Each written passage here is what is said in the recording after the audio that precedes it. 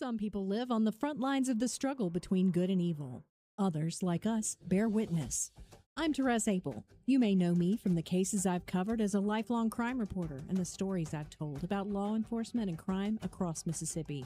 Along with my co-hosts, Nicole Crowell and Amanda Johansson, we've seen both the best and the worst of human nature. We believe there's no greater responsibility than telling the stories of the men and women who pursue the truth, who hunt the monsters, who speak for the victims, and who piece together some of the most significant investigations of our time. Welcome to Investigation Homicide. While on the force, I learned that an officer is only as good as his team and the gear that he carries. Ultimately, that is what helped me make the decision to supply and support the demands that the officers need. From uniforms to upfitting service vehicles, our family strives to connect people with the resources they need. From enforcing the law, fighting fires, or simply protecting the ones they love. At the Southern Connection Police Supplies, our family is here for yours. Stop by and see for yourself. I am currently owner CEO. Got a whole lot smarter.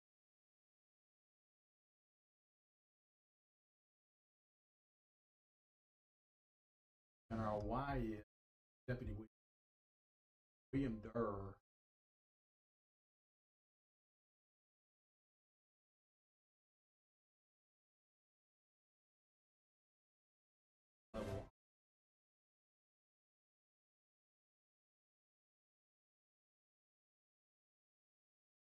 Hey, y'all, welcome to Investigation Homicide. I am Therese Apel. Thanks again to our sponsors, Southern Connection Police Supplies and ADSI.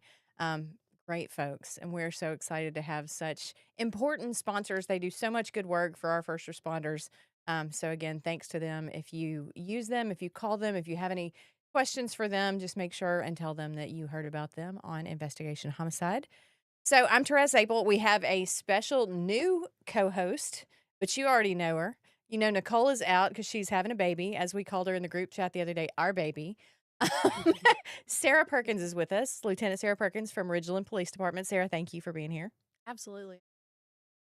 Oh, yeah. No, it's so much fun every time you're here because you and I are friends outside of this. Absolutely. So tell us, just give us the bullet points right quick for the people who maybe haven't seen the episodes you've been on.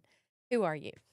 I am a lieutenant at the Ridgeland Police Department. I started there about 13, 14 years ago and have worked my way up through the ranks. I'm over support services now.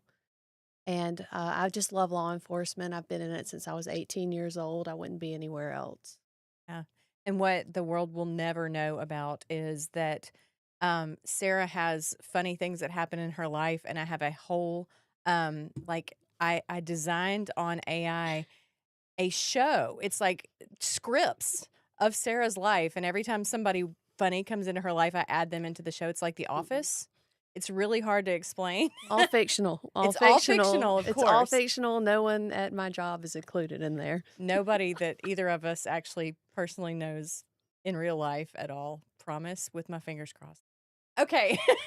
So that said, we have another special guest. They're all special, but lately we've been kind of on a little bit of a kick where we're talking about mental health. We're talking about important things. And if you watched last week, I do want to let you know, you saw the story about Captain Barbara Folsom McNeil from Jackson Police Department. She was looking for the officer that saved her as a child from an abusive home, and we located his family. He was Officer Mike Dill from the Jackson Police Department. He died in 2006 after, I think, fighting some kind of lung cancer. But he had gone to the Mississippi Emergency Management Agency to work there, and that's where he was at the end of his career. We found his family, and she will be meeting with his family at some point in the next few weeks.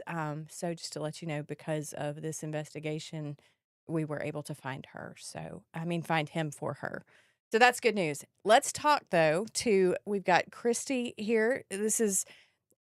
You've seen her all over the place. Kristy's kind of everywhere. She's a banker. If you're a first responder, you definitely know who she is. Kristy Daniels, the president of 1828 of Madison County. Yes. Kristy, give us again the bullet points. Who are you? How'd you get here? So I am a Delta girl, tried and true.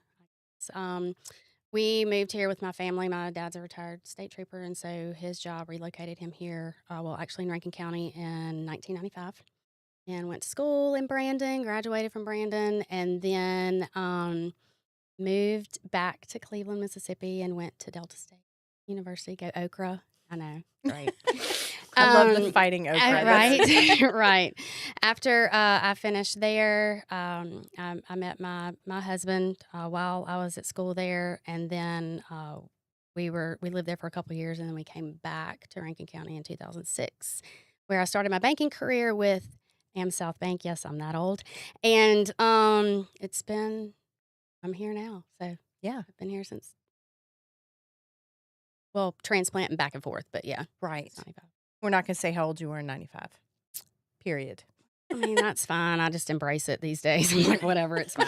It's Yeah. fine. I mean, I guess, and you mentioned it earlier, kind of to make it to an older age these days is actually a gift. Right. Absolutely. So one of the things that we've talked about multiple times on this podcast, when we talked about mental health, is just the incredible strain and the mindset that first responders can get into, given the things that we see, the world that we live in.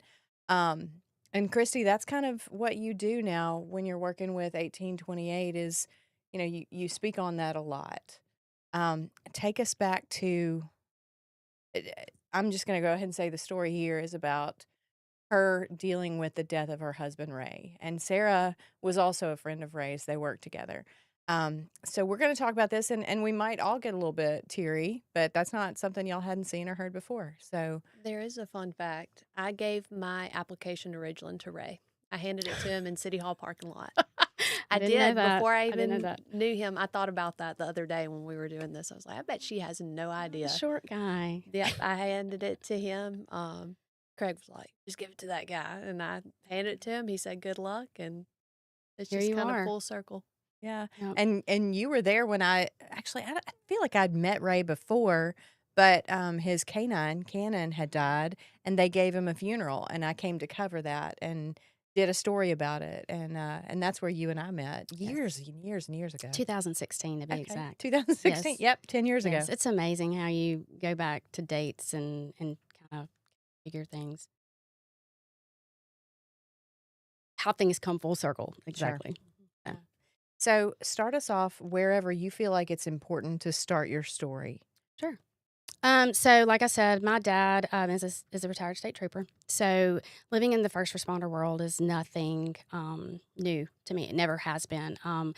It's funny. I tell people all the time that I come from the real live version of Blue Bloods because my grandfather was in law enforcement. My dad has two brothers that were in law enforcement. One is employed with the Attorney General's office, and then my dad, and then, of course, Ray. So living in that environment was nothing new for me. I just, I knew what the sacrifices were. I knew, that holidays are not always on holidays. Birthdays are rescheduled, and you make the best for whatever day it is that your first responders there. And so that's kind of the life, I lived and adapted to. One of the things, and I know you've heard me tell my story, is adapt and overcome is just basically what first responder families do, because you never know that one night you may be thinking that you're going to have a sit-down dinner with the whole family and that tone drops, or the phone happens and it's a SWAT call out, or better yet, one of my fondest memories is there was a SWAT call out on Christmas Day, and I remember keeping my daughter in our bedroom because I didn't want her to see what Santa had brought without Ray being there. Oh, yeah. And so trying to keep a young child on Christmas morning holed up in a bedroom so Ray could, see all of her gifts. And you never know how long a SWAT call out's going to actually last. That one was a No. long one, wasn't Yes, it? it was That was a like long one. a very Absolutely. unusually long one. And the story gets better. So, we're sitting in the room. I'm trying to keep her occupied, and I'm an oversharer a lot. But so I was sitting there, and I'm like, I need to go take a pregnancy test. And I went in there and took it and found out I was pregnant with Jacob that day. Oh, wow. So, like, So there's a That's lot crazy. going on for you in that moment. In that moment, I'm trying to keep a young child from not busting at the seams because he was in, and then I found out I was pregnant. So when he came home from that call out, I had thought on my feet. I found an old stocking that we had put up, and so I had put the test in the thing, and I was like, hey. So after Lauren gets through opening all of her stuff, I was like, hey, I have another gift for you, and so I give him the stocking, and he's like, are you serious? I'm dead serious. I mean, that's what the test says. I've took 2 and they're both positive. So we're gonna, yay, surprise. Yeah. Yeah. So, but Ray, I look back on Ray's career, and I've looked at his, all of his accolades, and if there, and I think everybody would agree with me that if there's any officer that anybody would want them to have, for him to have their 6. I mean, he lived the job, he was the job, he ate and slept the job. I mean, it was the job, and that's where I come into job. Yeah. And it was his identity, and whatever he had to do to be the best officer that he could be, he was going to do it. And so, I'll never be able to relate to him in that moment that he decided that was the decision that he made. It was the best decision for us and his family.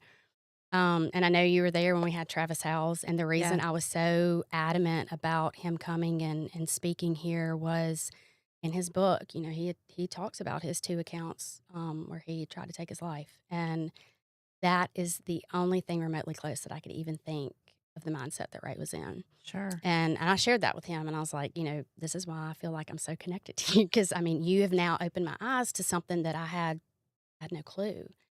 And so, well, and let me interrupt right quick and just let our audience know, if you're not somebody who understands or knows who Travis Howes is, he's a comedian, and that's kind of one of the things people lead with, but he also speaks on mental health and about the mindset of first responders. He was a firefighter in the sofa store fire in South Carolina, I think in 2007, that 9 firefighters were killed, and found his best friend, and that kind of thing. So the trauma thing plays big into what we're about to talk about here. So if you don't know who that is, look him up. Yes, he's a little shocking, but he's got a great message. He's so unfiltered. Yeah. And I think that's what I love more about him, is he's so unfiltered. And I'm like, you tell it like it is. Yeah, and he came and spoke at the Public Safety Summit to a packed out room. How many people were there? It was 600 plus people. I knew what kind of following he had, but I wasn't prepared when I stepped up on that stage to introduce him, and I'm looking at wall-to-wall people and people standing up in the back, because there were, I was very overwhelmed. Right. But I know there are a lot of people that left that room. I mean, I'm still getting phone calls and comments and texts, hey, thank you so much for, being instrumental in getting him here. And I'm like, I didn't do anything. I just filled out an email. Right. That's all I did. But, so after Ray took his life, I was just in a fog trying to figure out, why and the what's, and, because all I've ever seen is a man that, loves his job. And I know, and still to this day, he loved me and those 2 children. I mean, those 2 kids were his world. And I just tried to wrap my head around trying to figure out, and that's what survivors do, is they just try to figure out and find the answers and why and this, that, and the other. So I just dove into, the first responder world and what is the deal with mental health and this, that, and the other. And I came across an organization called the First Help Organization. Erin Solomon is the executive director, and she is phenomenal. Her heart is truly just being there for first responder families that have had their first responder die this way. And I reached out to her through email, and she immediately responded, and back and forth. And along this journey, I found other families that are in the same journey that we are. Now, our stories are not the same, but they are. You know. And one of the biggest impacts we had is 2 years ago. So not a lot of people know this, and I'm going to share it because I'm very proud of it. But there is a First Help raised all the money and did what needed to be done. But there is a wall in Rockwell, Texas, that is a memorial, and every first responder that has been reported that has died by suicide is on that wall. Because there is a lot of stigma, and there is a lot of uneducation around suicide and how it affects our first responders. And so they made their own memorial. And Huh. so 2 years ago, First Help flew me and the kids, and we went and watched the wall be unveiled, and we met all these families. And I remember my best friend asking me, she was like, "So how was it?" And I was like, "It is the first time I felt like somebody wasn't looking at me like a deer in headlights." Right. Because they understand. Like, I have a great tribe, don't get me wrong, and a wonderful support system, but they can't relate to me in a lot of the things that I feel or see or hear, or the constant, talk about imposter syndrome, because I'm like, well, he chose this. No, I don't need to be up here sharing my story. I don't need to be up here trying to figure out how I can help first responders. Or, one of the things that a very good friend of mine said, you need to find a purpose to your pain. And he said, because I'm doing the same thing. And that's my purpose. If I can share my story, or if I can help any other first responder or their family not have to walk through what we've had to walk through, then up here is done. And while I do that, allow those that I talk to see how God has changed my faith. And I was a believer before, but I call myself the prodigal child. But this brought me so much closer to Him, and just learning to lean into Him, and following Scripture. He says, that if those mourn, lean into me. He doesn't like His children to suffer, but leaning into Him has allowed me to be where I am today. I mean, I give the glory to Him. I talk about my tribe, and my children are, the reason why I stand here. So that's why I find as much information and the resources, because 4 years ago, there really weren't any resources. And I remember sitting, I was at lunch with the assistant chief at the police department, because Eddie was a very good friend of Ray's. And I was like, all right, I'm ready to go down to the Capitol. I'm going to knock on the door, and because I was mad at that point. Because as I'm going over Ray's career, I'm sitting here going, all these things that he encountered. I go back to a couple of months before everything happened. We were sitting on the couch just watching one of those, all cops watch cop shows, because they like to analyze what they're doing wrong. And Right. That would all never the things happen. that's not how that happens. And Right. if that were me, I'd do it this way. And I just roll my eyes. I'm like, okay, whatever. But I don't even remember the show we were watching, but the rookie was on his first solo call. And the commercial came on, and I looked at him, and I was like, "Do you remember your first solo call?" Because I'm like, fixing to get into the fun stuff. And he said, "I sure can. And I can tell you the way the room smelled. I can tell you what color was on the wall. I can tell you how the furniture was placed in the room. I can tell you how she was hanging. Suicide." Oh, man. And so I'm sitting here going, Your very first call solo call as a rookie. "What?" And he said, "Yeah." He said, "I can recall just about every one of my big calls in detail." You can. And so I look back, and I'm like, he became a police officer in 2002. If he can remember that, and we're in well over 18, 19 years of him in this career, I can't even imagine what he carries every day. And he said, there are some nights where it still wakes me up every day. I'm like, what? How? I just couldn't believe it, because in my experience, watching my dad, you wrote, it was funny with both him and Ray in the room, where they would have, well, I write tickets, and well, I went on this call, and I'm like, okay, guys, I'm gonna go in the kitchen with Mom, because this is not fun. But I'm like, God, my dad was very good at protecting my sister and I from all that.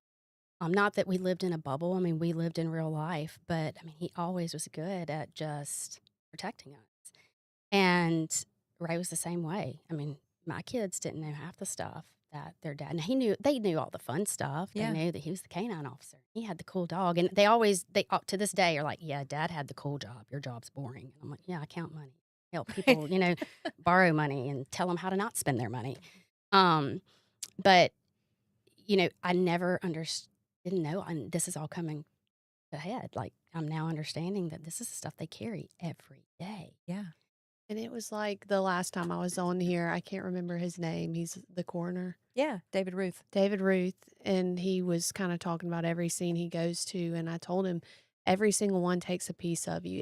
And it doesn't necessarily always take a huge chunk or even a noticeable piece, but every single call, especially one where there's a death or something particularly that doesn't make sense in most people's heads. It takes a piece of you, and it's just a little bitty piece, but you get on in 5 years and 10 years and 20 years, and the more you see, the more it takes. And then one day you kind of wake up and you're like, where's this part of me sometimes? And then other times you don't even realize it, but it's usually when you're by yourself that you're like, ugh. Well, and that's the most dangerous time, Right. is when they're by themselves. Well, and even I'm sure you're familiar with LEAPS, Law Enforcement Alliance for Peer Support, and I'm a member as well. And one of the things that Tim Rutledge, the founder, says that I love is he won't say someone committed suicide. He says they died by suicide. Because, and I say it as an advocate, as a journalist, as anything else, Ray, just like I had a dear friend that also died by suicide not long ago. They were as much line of duty deaths as anybody that died in the line of duty as we consider it. Because it's just the, like Sarah's talking about, the pile up of all the things that normal people don't have to see. A normal person has 3 to 4 critical incidents in their life. Regular police officer, I've seen different numbers. It's anywhere from like 180 to, like, I saw one that said like 700 the other day. So 180 is still way too many, Right. if that's the low end. So that said, I mean, I feel like part of it, when we talk about the first responder circles, there is still very much a push. And I've seen it in agencies that I work with regularly, a push to like push it down, like you're fine. Don't talk about it. We don't talk about suicide. We don't talk about any of that. Like, you better be okay. And I talked to a guy the other day who was in crisis. He's not from the metro area. And he was saying, if I let anybody know that I'm having problems, they will take my badge away. And I was like, your area is definitely like way behind the times on this. But that's the other struggle, is you're not only dealing with it on the inside of you, but you're also dealing with the pressure on the outside to be okay. Mm-hmm. Well, and I know the other suicide that you were speaking of, because again, it rocked our community, and it was 2 years and several months to the day that happened. Yeah. And someone asked me, and you'll be amazed the things that people say to you. I don't even want to know.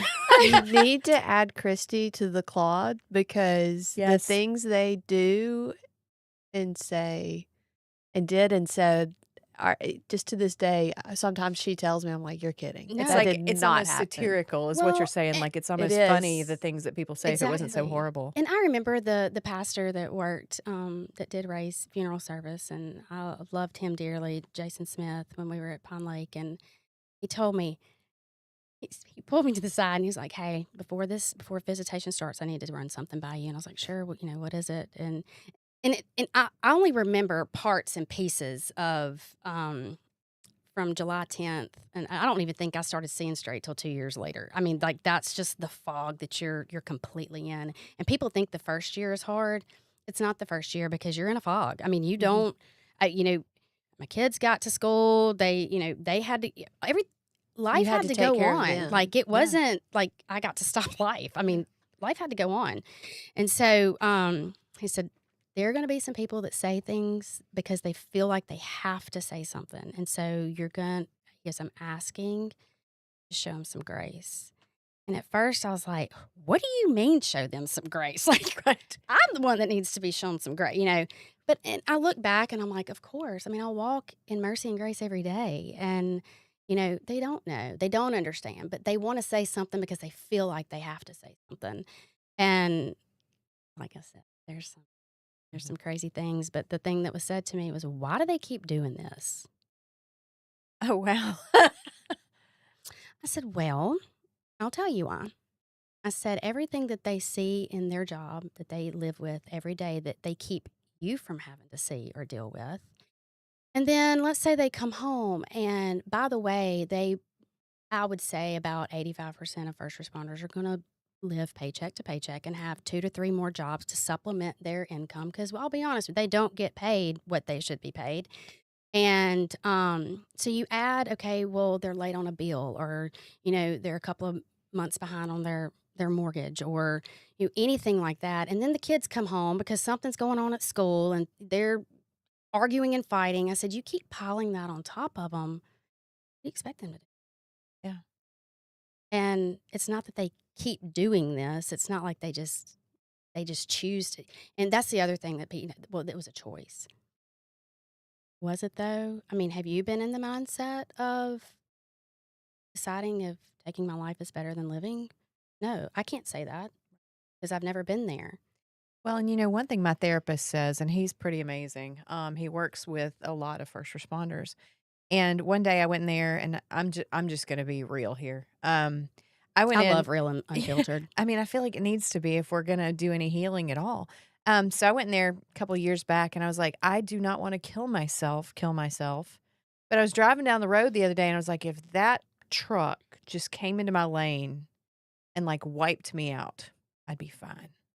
And my therapist is like, all right, let's unpack that. Like, he didn't even, it wasn't even, normal people would be like, whoa, hold up, let's get you help. What's going on? Yeah. Of course, he's just like, all right, let's unpack this. What's going on? And one of the things that we came to, and I love that he said this because it reframed a lot of this for me. He said, you don't want to die. You want to break. You want out. You want to not feel the things you're feeling. You want to be away from the things that are hurting you.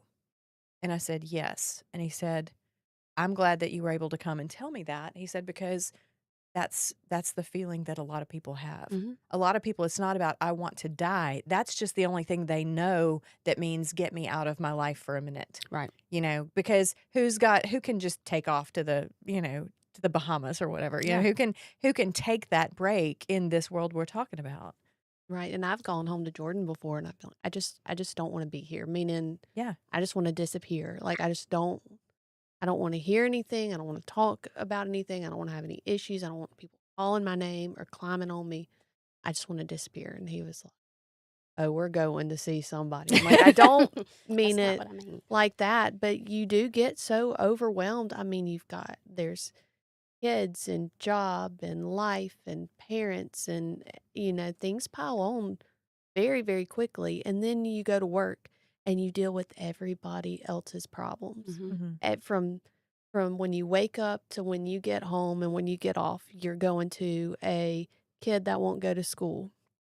So you've got to make that kid go to school. Then you have 2 people that can't get along. So then you have to say, hey, y'all separate, don't come back to each other, whatever. And then you go to the next person, which is an elderly person who's just lost their life savings. And you grieve with them on that. And any officer that tells you that they don't is a liar, or they shouldn't be in law enforcement. And that's all before lunch Mm-hmm. or breakfast. And that is every single day. And then you go to the kid's house who's lost their favorite dog, and you spend the whole day looking for that dog. And then all this stuff is going on. You come home and all your kids want to do is play with you. You have nothing left because you've given it to all these people that you serve every single day. Right. Yeah. And that's every day. You go to work and you do the same thing and you love it. But then you come home and you see your kids and you're like, why can't I give them anything? But then you try and you try and you just, it is a cycle. It's easy to get into, especially, and you don't realize that you're doing it until you're deep in it and you say, I don't know how to keep going with this. And then you turn on the TV, and I'm going to call out my people on this. Mhm. Turn on the TV, and there's some other garbage story where some journalist decides that they think they know what happened here. And, yesterday, I'm going to pull this in. Yesterday in Simpson County, we had a situation where a guy had broken into someone's house and was shooting at the cops for hours, and they were pinned down. And at one point, they were out of ammo. And this goes on for 6 hours that they're having this standoff. They think there might be 2 shooters. They don't know. There's one. There's multiple, all these agencies everywhere trying to figure out who's doing what. And at some point, the guy comes out of the house and he runs toward the woods. And I talked to somebody yesterday that was like, I could have shot him in the head. He's like, at that point, he had unloaded hundreds of, bullets, hundreds of rounds at us. And we were sure at that point that he had killed the homeowners. He did end up having allegedly killed 2 people that lived in the home. And this officer was like, I could have taken him out. I had the shot. And he said, but I held off because I didn't want to go to prison. And it's those kind of things on top of everything else. You have that moment that most people in the human race would have taken that shot. But you guys have to be able to not take that shot on top of everything you just described. Split second decisioning. Yeah. And making and knowing the consequences of that decision before you make that decision. Right. Who gets to not, we're supposed to think those things through as regular people, but we don't always. Right. And you guys have to in a split second like that. I tell my employees, I'm like, hey, I'm your biggest advocate. I'll fight for you. I'm right there with you. And that's when they do make mistakes. As long as you make a mistake and you learn from it, I'm here. We're all for this.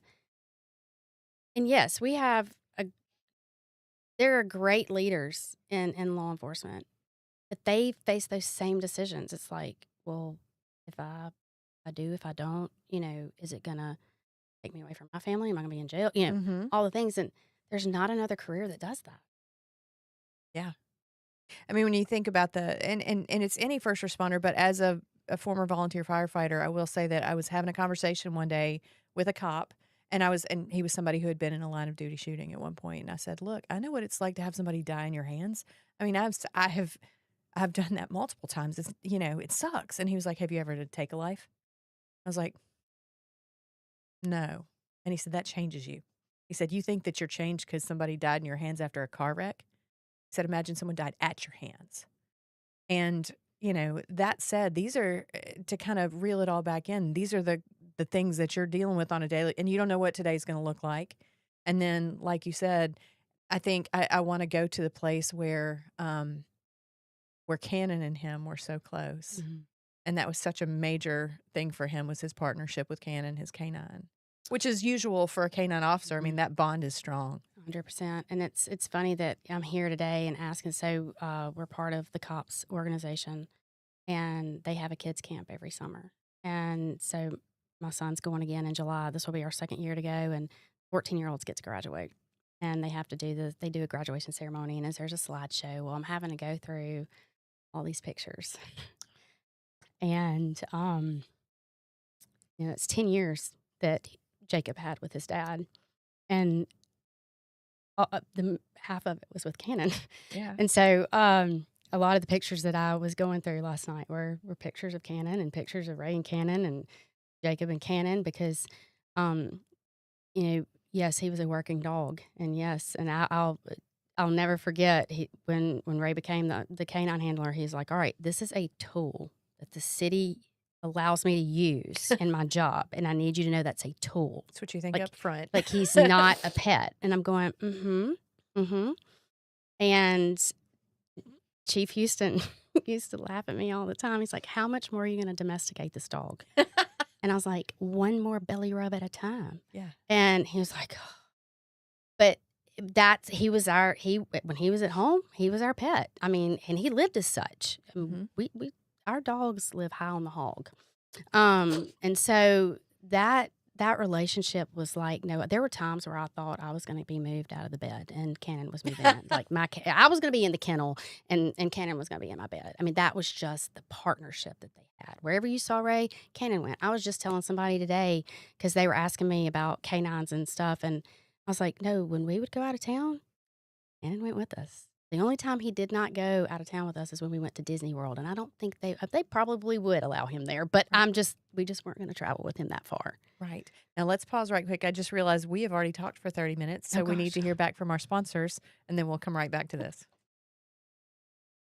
While on the force, I learned that an officer is only as good as his team and the gear that he carries. Ultimately, that is what helped me make the decision to supply and support the demands that the officers need. From uniforms to upfitting service vehicles, our family strives to connect people with the resources they need. from enforcing the law, fighting fires, or simply protecting the ones they love. At the Southern Connection Police Supplies, our family is here for yours. Stop by and see for yourself. I am currently owner CEO of ADSI. I've got a whole bunch of guys that are a whole lot smarter than I am, and what they do is they develop software for police departments and dispatchers, and that's what we do. And our why is Deputy William Durr. And William Durr gave his life to protect others. And so what we try to do is make sure that if I can provide some level of officer safety, all that matters to us.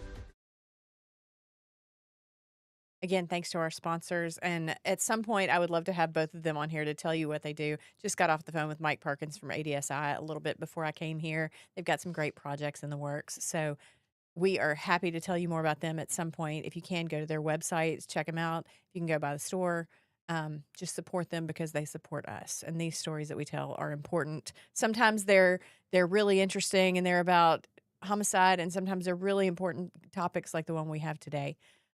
So Kristy, we were talking about Ray and his relationship with Cannon, and Cannon wasn't just a dog or just a canine or just a police tool. He was a family member. 100%.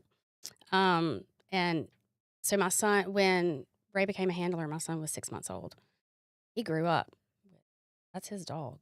Anybody that's my dog. I remember some of the pictures I came across was when Ray went to his daycare and did a demonstration, and the whole time, he was proud because that's his dog. But they, like I said, they were known all over the state. They had gone to Louisiana for training, and I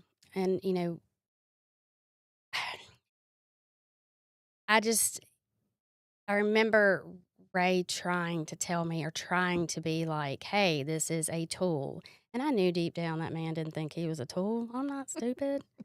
I mean, I would kid with him, like, you don't look at me the way you look at your dog. And he's like, what do you mean? I'm like, you know exactly what I mean. You love that dog. But he did. Yeah. I mean, and that became his identity. Like, that was him. I tell the story because the chief now at Ridgeland shared it with me. He's like, yep, I remember when I was his commander, and it was after he became the handler, and I told him I needed him to watch something. I don't even remember all the details. And he looked at me and went, what? And he goes, you heard me. I need you to go do that. And he goes, well, I'm not doing that. I'm the canine handler. And he looked at him and was like, no, you're going to go put that dog up, and you're going to do what I asked you to do. Because in Ray's mind, he was a handler, and that's what he needed to do. And so, unfortunately, and I do remember this, the night before Cannon passed, Ray had put him in the kennel. He came back, and he's like, something's just not right. And I'm like, what do you mean? He's like, Cannon's just not acting right. Okay. He's like, well, we got to go to bed, whatever. We'll get up in the morning. He's still acting the same, and I'll call the vet. And so I'm getting kids ready, and I'm walking through the house, and Ray walks in he would always go out and let Cannon out in the mornings. And when he walked back in, he just leaned up against the door, and I was like, what's wrong? And he's like, he's gone. Gone where? He's like, he's gone, Kristy. And I'm like, so did we leave the gate open? Like, do I need to start putting on the Facebook page that he's gone? And he's like, Kristy, he's gone. I'm like, there's no way. Like, I don't understand. And, there are a lot of things that you're prepared for as a spouse in law enforcement, and people think that this is morbid, and I don't think it's more. I think it's just being prepared because you know that there may be a day that your officer may not come home. I mean, that's just the grim reality of it. And, Ray and I had those conversations. Like, all right, so something happens to you, and he even had a plan with Eddie, the assistant chief. He's like, you need to go get Kristy's dad if anything ever happens to me. Do not go to that house without her dad. He's the one that can communicate with her. That was the plan. But they don't prepare you for the other piece. They don't prepare you for when they lose their partner. I mean, because he was his partner. He had 4 legs versus the 2. And he, I just saw a change in him. Things just went dark. And I remember back at the annual family weekend with First Help when they unveiled the wall, one of the board members, her husband died by suicide. He was a trooper, and I don't remember where he was, but she said, I remember looking back after he passed, and I remember his eyes going dark.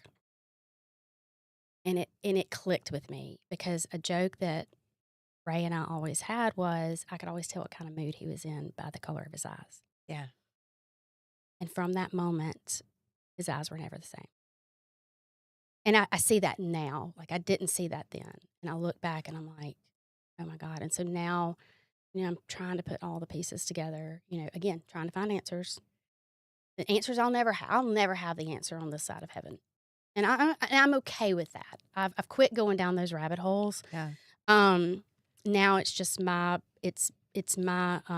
duty to share my story. And like I said, if there's one more first responder or police officer or family member that doesn't have to walk or go through my story, then I've done what I needed. And a friend of mine told me the other day, she goes, this was all written a long time ago. And God continues to write my story every day. And he continues to place people in my path when I do get to that imposter syndrome going, I don't deserve to be doing this. And he continues to show me that you're doing the work. You're doing exactly what I need you to be doing. And, and I do it because I want to save Sara. I want to save, all of Ridgeland PD because, they're my family. And I also speak highly every time I share or I talk or I go, because one thing I have found that is I'm in the minority when it comes to department support. And it's sad. It really saddens me. And I'm proud, but it saddens me because I always say if there's any department to emulate, Ridgeland is it. Absolutely. Because they have stepped up in ways that I beyond imagine. And when I share the way that they continued to step up, to this day, and it'll all be 4 years, and it still feels like 15 minutes ago. People look at me and they're like, what? I have a friend that I've met in this journey that they didn't even get the police escort on the day of the funeral. Like, her kids always look forward to, because cops, every event that they do, the kids get a police escort from the airport to the camp. And they always look forward to that because they didn't get that when their dad died. And it makes me realize how these can coexist, how good you really got it.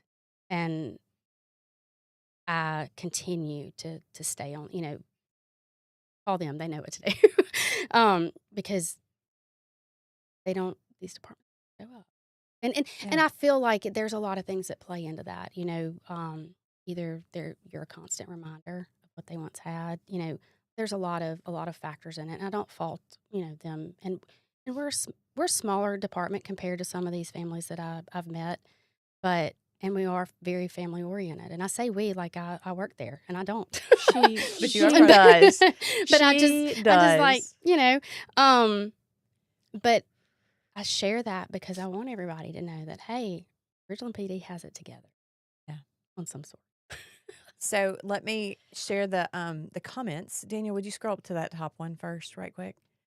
So Adina Welker says, Kristy, thank you for sharing your loss and fighting to advocate for our first responders' mental health. Honest about the struggles they face and painful truth of suicide within the community. Adina, and you and I have talked kind of over Facebook a little bit recently, so you hang in there too. Sara, do you want to read us the one from Jordan? Jordan's our favorite commenter, but he's also Sarah's husband. He always does the most well thought out questions. About it. Yeah. And now I'm scared that I have to read it. I'm going to stutter, but I will do my best. I can read it if you want me to. Do you want to read it? Sure. Read it. Many LEOs often explain their own reasons for getting into law enforcement when doing events such as orientation to police academies. As they plant their seeds and bloom into family men and women, those reasons change to reasons why they stay in this line of work. Mine changed from what I thought were important to making my wife proud to call me her husband. Well, I'm glad that I didn't read that. No, I'm crying too. No, Raleigh. Okay, great. Thanks, Jordan. Jordan. And to do what I can to make this community one my children have children and be happy in, can have children be happy in. Do you notice or see that change in reasoning from Ray? Thanks, Jordan. Ray loved his job. Yeah. There's no doubt. And one of the things that Karen Solomon with First Help constantly shares is we need to quit focusing on how these first responders died. We need to focus on how they lived. Oh, yeah.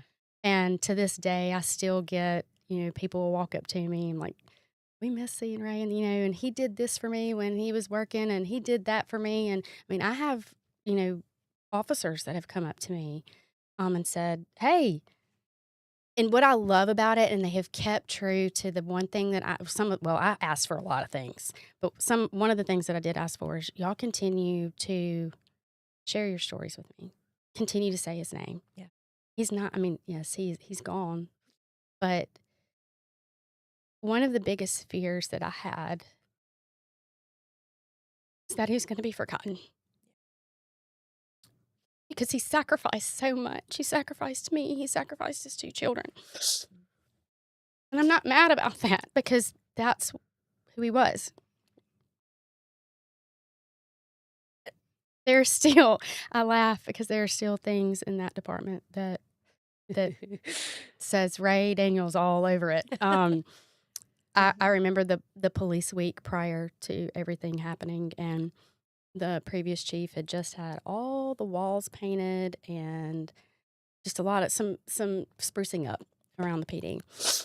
And so I work with the chamber during police week, and they do goodie bags for all the employees at the police department. And Ray and I are going around the department handing out all of them. Well, they're on this cart. Well, Ray's struggling to get it through the door, and so he kicks the cart, and when he kicks the cart, it hits the wall and knocks a hole in the wall. Yeah. Well, the administrative assistant at the time goes and prints off a Band-Aid and puts it on the wall. And 4 years in July, that Band-Aid is still there. I mean, this police week was 4 years that Band-Aid is still there. And I walk by that all the time, and I start cackling because I'm like, oh, of course Ray would knock a hole in the wall after they've been painted. Right. But, he's all over the PD. I will tell you this. On Wednesday, May 20th, I shared a video that I found of our old shift to some people on our shift of Ray. And I don't think I can play it out loud. I'm sure you can't. But Ray, I don't know if it'll show. Ray ran out of gas in his own patrol car. And that's not the first time. And I have not ever seen this video. And I was looking at the group me, our old group me with everybody in it.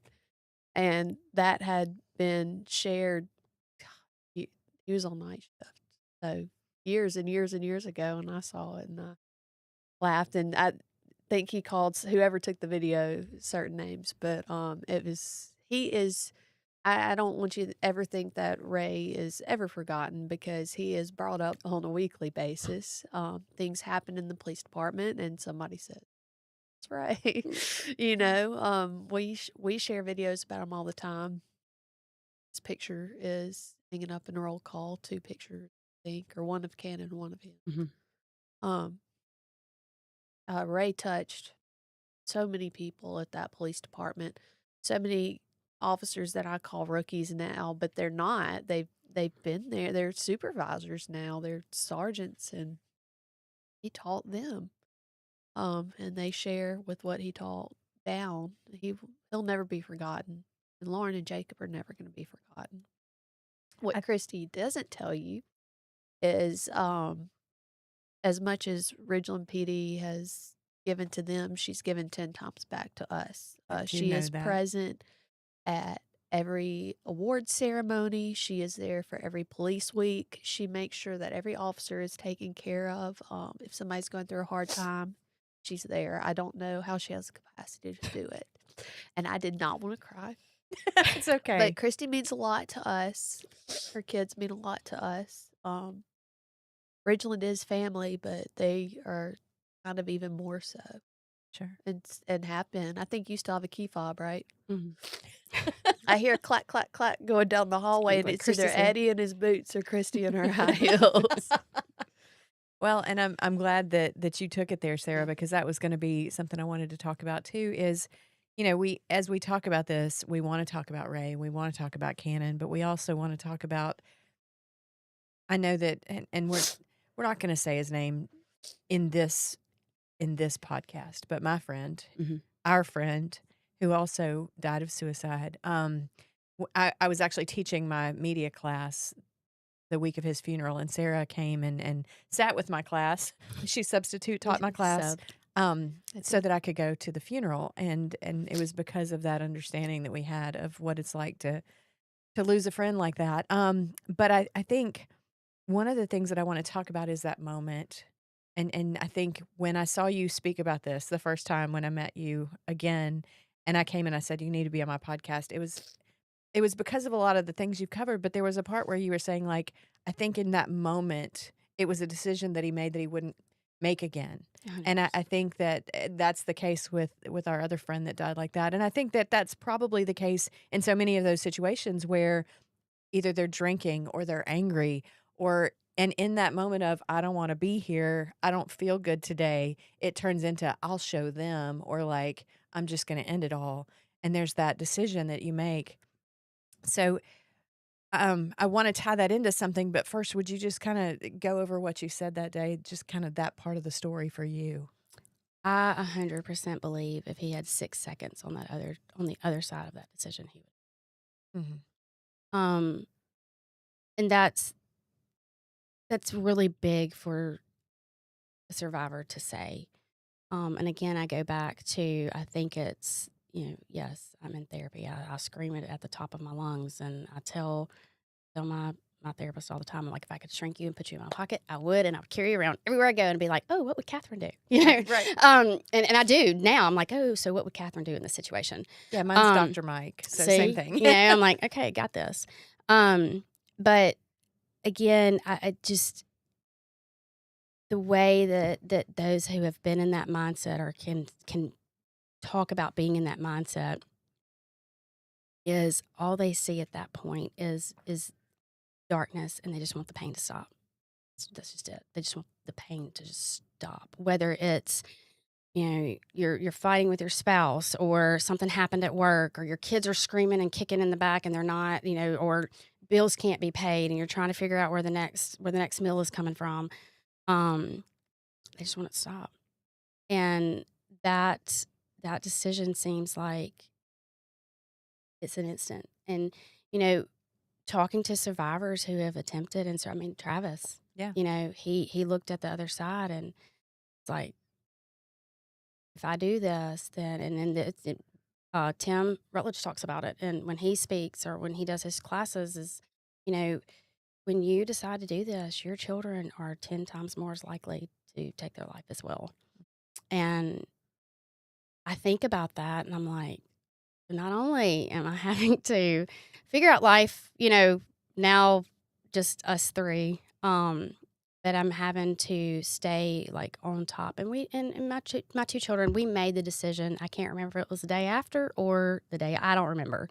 But I do remember looking at them and I was like, you know what? I said, we're not going to allow this to define us. We're not going to be the victim. Your dad thought that this was the best decision, and I don't know why. I wasn't there, and I can't even speak to where his mind was at that moment. And I hate that he thought that was the best decision. But just know that you two were loved, and you were the apple of his eye. But we're gonna move forward, and we're going to be the three of us, and we've got this. I mean, any decision, like from changing the house to his flowers on his grave. I'm like, hey, what do y'all think about it? And 9 times out of 10, they're like, Mom, we don't care, But I'm like, no, we're in this together. Yeah. We're gonna do this together, like it or not. Yeah, right. And I'm not gonna be making decisions on my own because we experienced this together. And I mean, even my daughter, I know I brag about my children all the time because they never cease to amaze me. But even Lauren found a purpose to her pain, and she created the Red Alert, and it's in honor of her dad. Ray's initials were RED, and it stands for Recognizing, Educating, and Destigmatizing Mental Health Among First Responders.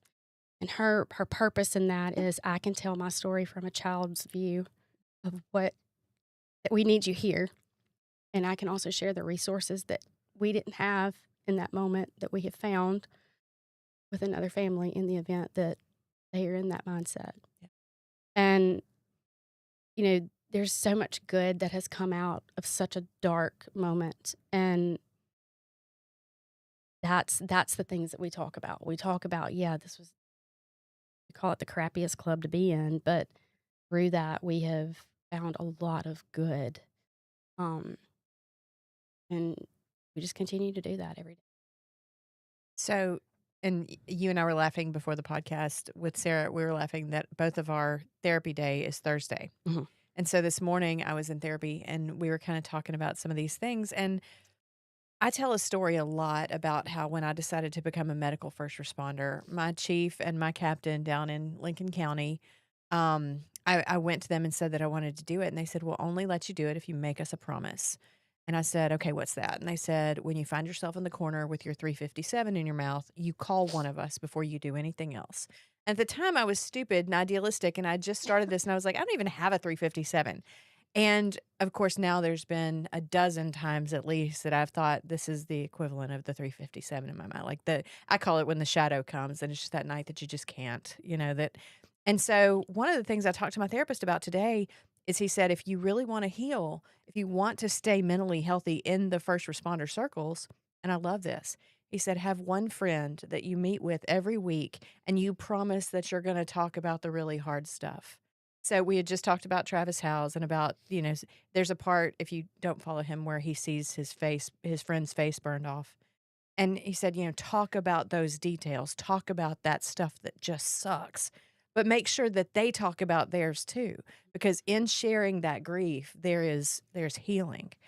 And so I want to talk a little bit and I want y'all to chime in about the accountability. And we don't have a whole lot of time left, but about the accountability.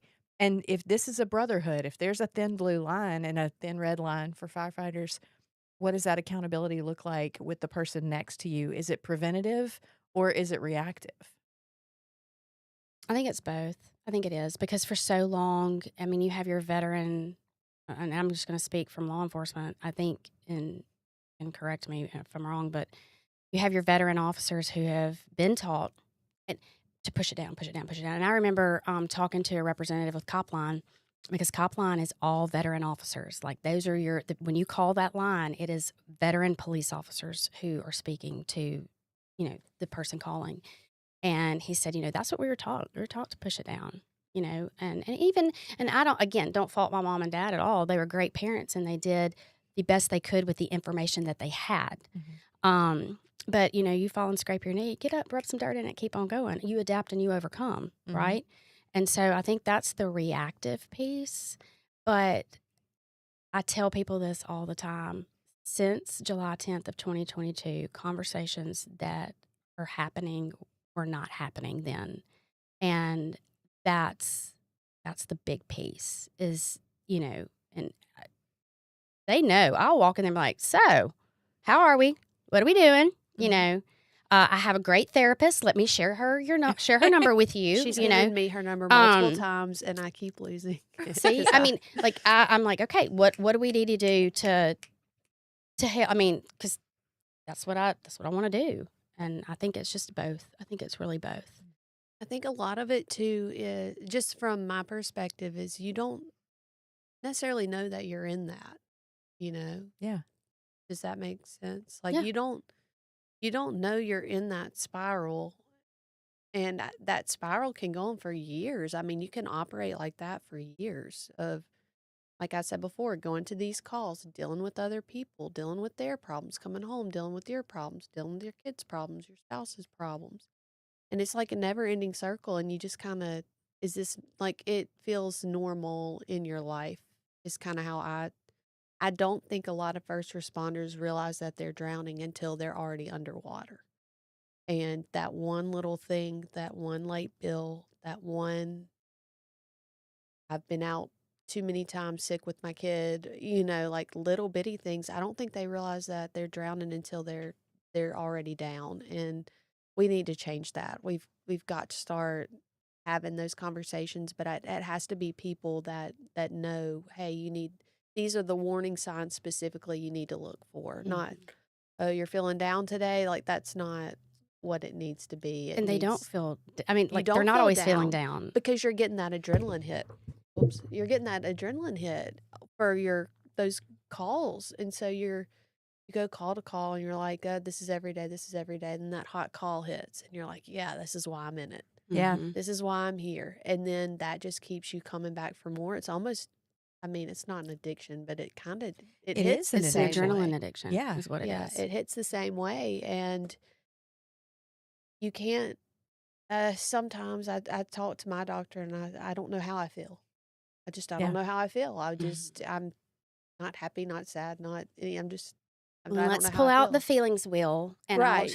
I need you to name your feelings. Right, and you Right? think, And this just goes to show well, you. you think, hey, I'm okay. Yeah. I'm not doing as bad as that guy, and you see all these people on the street having a worse day than you, and you see people at work who are going through divorces and, struggling with their kids in school, and you're like, oh, I don't have it that bad, Yeah. and I don't think, and it used to be it still is very stigmatized. I'm not going to say it isn't, but I know I can go to one of my coworkers and say I'm struggling, and they will sit there and listen to me. But I don't want to burden anybody with my issues. I was going to bring that up next, that moment Yeah. of like, well, I would, and you've checked on me before, and I Yeah. appreciated it, because there are times that I'm just like, I really don't feel good. I hate everything, and I'm sad, and like noise is bothering me, and all the things that come along with PTSD. Mhm. And I'll be like, but I don't want to bother anybody. And there Right. is a little bit of, I don't want them to think I'm wimping out, but for the most part, it's like, well, I don't want to drag down her day, that kind of thing. And So, I have those people. Kristy is on my in case of emergency yeah. list. You're on it. Like, sometimes you just have to have the people that are gonna, when you say something a certain way or send a text a certain way, they're gonna respond with, she might need a little extra help, And I don't know if all first responders have that. Most people don't, especially these young ones getting into it. And I think there needs to be a lot more education on how quickly it can go. Or the coping, like it How to needs to be cope. healthy coping, because, you know, one of the questions I get asked is, did you see the signs? Were there, red flags? And Ray was very good about putting on that mask every day. I mean, even at home, he was good at putting that mask on. And, but now I look back, it was all.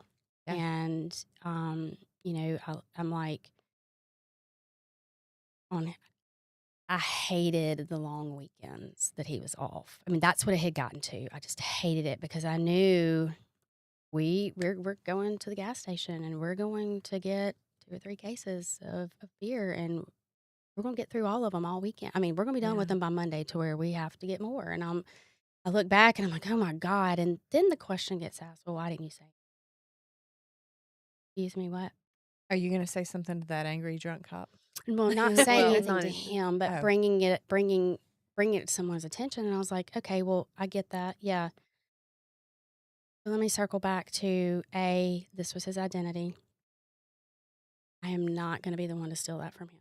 I know that he finds joy in what he does every day. As his wife, I'm not doing that. I won't. I mean, it's funny. One of his very best friends says, you continue to take care of him and he's not even here. And I was like, what do you mean? And it's because I had packed all his things in a up from the closet and put him in the very expensive black and yellow containers at Home Depot. And he was like, I would have put the stuff in cardboard boxes, and you're still buying him the best of the best. I mean, Chief even said it at his funeral service. He was like, every time Ray would come in with a new toy, I'd be like, damn, boy. And I'm like, yeah, I mean, he had the best of the best. Always did. Yeah. Always did. And, I didn't say anything because I didn't want that to be taken away from him. And again, I mean, you look at the brother and sisterhood, okay, yeah, I come to you and I say, hey, this is what's going on at home, and you address it. What do you think that creates at home? Well, yeah, you don't. You No. like, Do that at home. and I have to protect the peace at the house. I mean, I'm already trying to protect all the things because of what's going on. And I was like, I couldn't. I sat in silence. and I wish I didn't. I feel like if I wouldn't have, maybe he still would be here. I can't say he would or he wouldn't, but you know, don't sit inside. I mean, I can now tell wives, hey, go ahead and speak up, Yeah. because you may just save their life. I really think that we probably do need to harp on the drinking, because the drinking can get so out of control so quick, and it's not even the initial drinking part of it, it's the depression that follows after the dips. And it is, well, I'll just drink one or two, and then it turns into weekends. And a lot of cops, and I've heard a lot of cops say this, is I I don't drink when I'm on duty. I don't have to touch it. But the second I'm off duty, I'm drinking. It's in a Yeti. I'm drinking, and then when I come, I'm drinking until I come into work. That next rotation of a shift. I've heard guys that I've worked with who are sober now, actually sat in my office the other day and told me that's how he used to operate. And Yeah. he said, I was sober during work. At my job, I was sober, but the second I got off, and it was that long weekend, Yep. I was drinking. And it's hard to take as a spouse too. It's hard to take, like hobbies away. And I'm not going to call drinking a hobby, but like, It's a coping mechanism. yeah, coping but it's also weed eating, or going out and mowing the lawn, and you've got to give your spouses time to decompress too. And in a household where we've got 2 cops, we both need to decompress, but we've got 3 kids. We've got 2 under 2. And so nobody's decompressing in my house. So like Jordan says up there, you need to be learned how to even just ask what's going on. Especially since what happened with Ray, I am constant, because Jordan works for, I don't know if I'm even supposed to say this, but he works Another for agency. Yeah, there you go. another high call Stress. volume agency. Thank you. I was just about to blurt it, but Right. so he deals with a lot more at work than I do. I'm behind a desk now, so I don't get to see the things that he has. And Ridgeland is a different animal than where he works, and I have to sit there and be like, "You okay? You sure? Are you positive?" And he's like, "Yeah, I'm fine." And I do have to. I don't. He says that I do a good job at it, but I feel like I get on his nerves sometimes. But I want to keep the temperature of everybody in the house, because I know what can happen. Well, and one thing that I can share, checking in, yes, but when we're consistently asking, are they okay? Are you okay? Then they start thinking, well, maybe I'm not okay. So I would change the verbiage. Just, hey, I'm just checking in. Hey, how are you feeling? Like, what's going on? Yeah. Because when you say, are you okay? Do you think I'm not okay? Then you start making them think. And I'm not saying you make them can think, get but it's defensive too. yes, But yes. if somebody is like, "Are you okay?" Like, I'm like, "Yeah, I'm okay." Right. You can get defensive that way. I'm more of a, if I see it, I'm like, "What's going on?" Your tone is different, Right. Well, and that's even with my kids, because I'm constantly, are you okay? Are you Mhm. okay? And my therapist was quit asking. Yeah. Good thing Well, and to I know for change the me, verbiage. I was very much raised by parents that were like, "Did you die? You're okay." Yeah. And so for me, it's one of those, like, sometimes the way I reach out is like, "Hey, do you want to go to lunch?" And you and I have done this to each other, like, "Hey, do you want to go to lunch?" And sometimes I'm checking on them, and sometimes I'm just trying to connect. Mm-hmm. And I feel like for me, I don't always say, "Hey, are you okay?" I'm like, I want to get FaceTime with that person. Mhm. So I feel like in this world that we live in, sometimes that FaceTime does a lot more than just the touching base, because we are so programmed to be like, yes, I'm fine. I'm fine. I'm fine. I'm fine. And everything's fine. Right. It's all fine. Everything is not fine. Right. So, and I hate to do this. We're going to have you back, because we're out of time, and Daniel has a 6:30 appointment. But I'm so glad we got to have this conversation. And I really, Sara, I wanted you to be here for it, because y'all already had the connection. And I feel like this is an important conversation that we should be having a lot. Yeah. So I want to thank you for being here, Kristy. Thank you for Thank you taking for your having me. time. And thank you for everything you do, because you are still giving so much, and you have already given so much. So I always do a thing with Amanda and Nicole. And so, Sara, now I'm going to do it to you. Do you have any closing thoughts? Really wish I hadn't cried in front of everybody on the internet. We But do it all the It's time, fine. though. it was a tougher I knew it was going to be a tough conversation. It was even tougher than I thought it would be, but I'm glad that we're having it. I am glad that you're part of our family. Kristy, closing thoughts while you're crying. No, I do thank you for allowing me to, because there's so many things, I didn't even get into 1828 and the purpose of that, And we will get you what to come we're back doing, to do and, that for sure. and that's a whole nother thing. But continuing to be a part of a family that we were a part of, I will say, once you're in, you're in, and Ridgeland has definitely embraced all three of us, and I can't thank them enough. And so, yeah, I do show up. I'm always, what can I do to help? I think sometimes I feel like I get on their nerves. But what's nice is when one of them reaches out. We haven't seen you in a couple. Are you good? Like, what's going on? I'm like, I have a whole job and a whole kid that I'm trying to take care of.